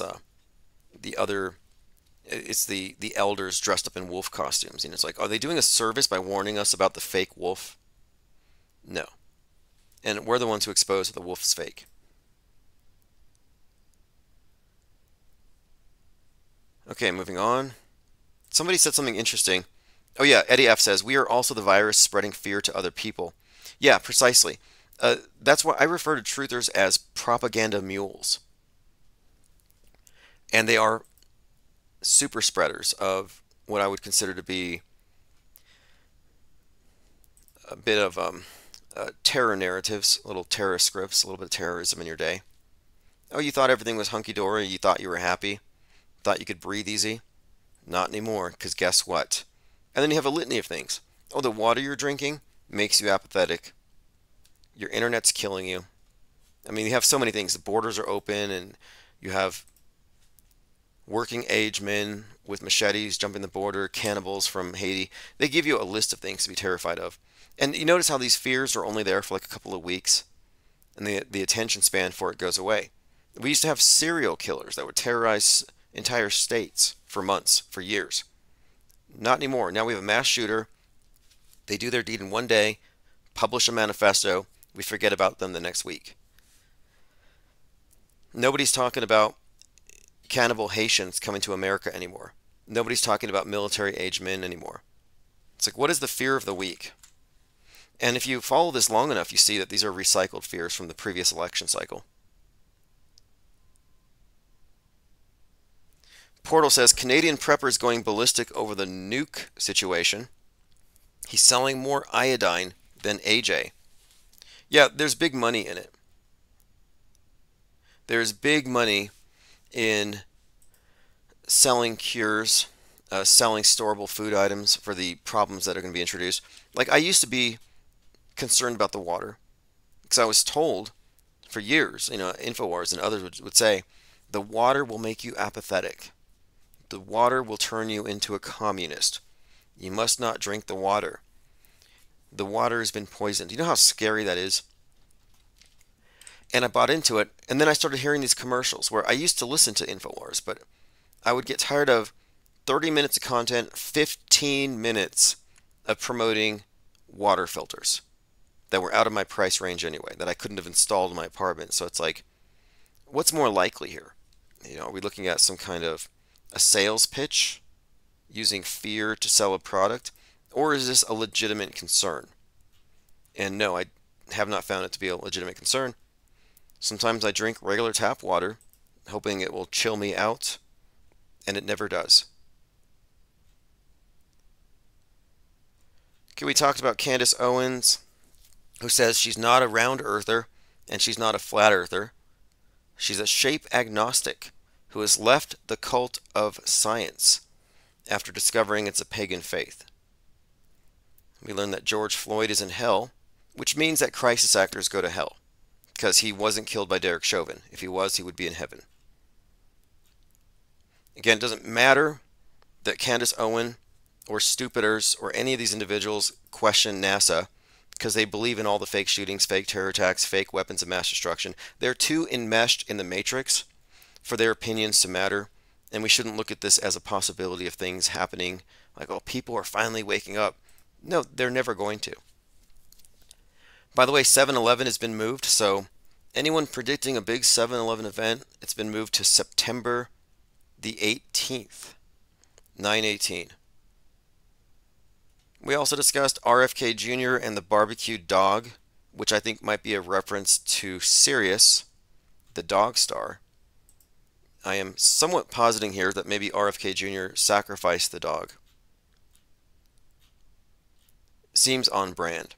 The guy doesn't wear shoes in an airplane. He goes into airplane bathrooms even barefoot. And he claims to be afraid of vaccines. It's like, I'd be way more worried about what you're going to catch walking around in that environment. Okay, moving on. Two statements here. And I know this, the reason why I'm making these statements is that I'm preparing my debate. I'm preparing the debate for ISS, for chemtrails, for Mandela. And here are a couple of talking points. Contrails highlight existing conditions. They do not create weather phenomenon. And that has to do with faulty causality. Very important point there. I have a number of these. So we're not going to have to deal with this much longer. I know a lot of you have anti-chemtrail fatigue. Chemtrail fatigue's bad enough. But being fatigued by the opposition to chemtrails is even worse. But I'm doing it on purpose because we are deconstructing something in a methodical way that we can scale up the disbelief. It would be great to get some of these big chemtrail channels to be utterly debunked in the minds of thousands, then tens of thousands of people. And that is my purpose here. And the people who double down on it are going to be revealed as gatekeepers with a set agenda and talking points, who are inflexible and who will not modify their statements when presented with facts. And we have plenty of examples of that. All right, let's see what else we have here. There's quite a lot going on, as always. We're going to be... Oh, Lieutenant Weinberg says, team up with High Impact Flicks. See, I like High Impact Flicks. I think he has a great channel. The only question here is he a world stager or not? And he's absolutely a world stager. He doesn't know about fake shootings. Like, this is why, look, there's really zero point to teaming up with these individuals unless they're willing to make concessions. If High Impact Flicks is willing to look objectively at Vegas and say, hey guys, I was wrong. Nobody died, nobody cried, there were no second shooters. Media is not what we think, and space is probably fake. Yeah, then I would take him seriously. But he's also a big chemtrail pusher. And if you're pushing chemtrails, it means that you don't understand logical fallacies, formal and informal, which means that you're not a good source. Or it means you're an operative, an agent who's being paid to scare truthers. And I don't think either of those are tenable positions.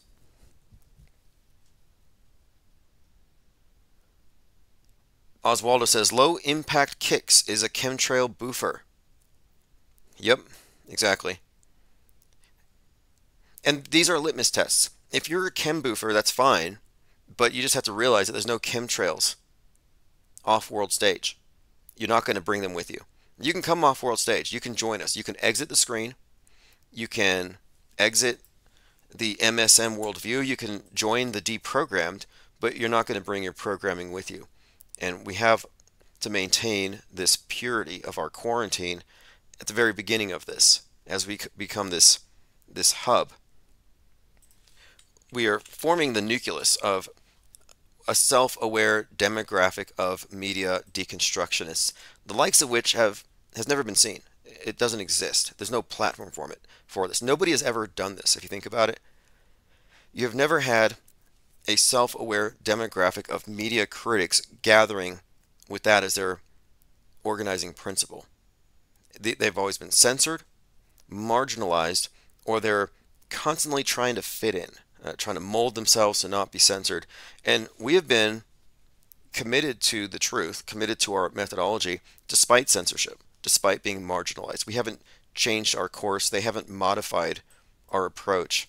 We haven't been anything but relentless. I'm not going to go along to get along. I'm not going to lie along to get along.